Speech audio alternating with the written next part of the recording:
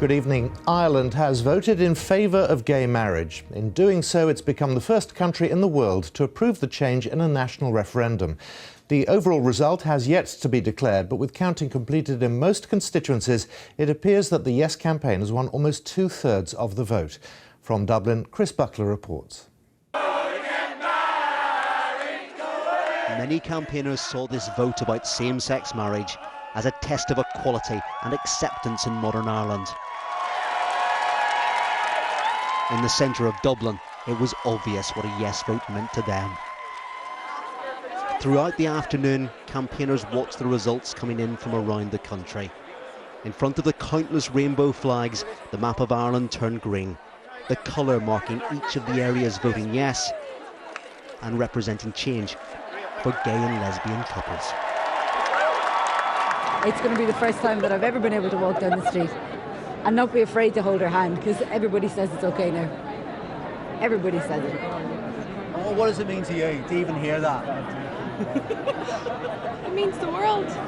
I'm not less than anyone else.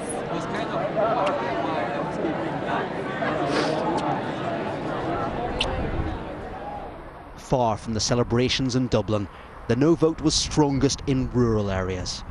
The Catholic Church had campaigned against any change to the definition of marriage, and in a place where debates of morality tend to be rooted in religion, their view still had influence.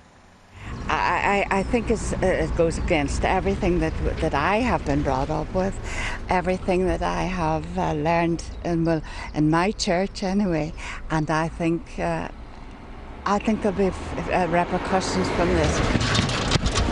Deeply divided beliefs inspired a large turnout, and this referendum engaged young voters in a way that few elections do. Yes campaigners even encouraged Irish people living abroad to come home and vote. Many did. I love it for the young people. I love seeing the young people happy and relaxed and not scarred the way people of my generation were. Arguments about children and equality dominated the referendum campaign, and for no voters, they still haven't been settled. The Irish government's going to introduce legislation on surrogacy, so we will be part of that conversation. We will be there to defend the rights of children, and no, this is not the end for us.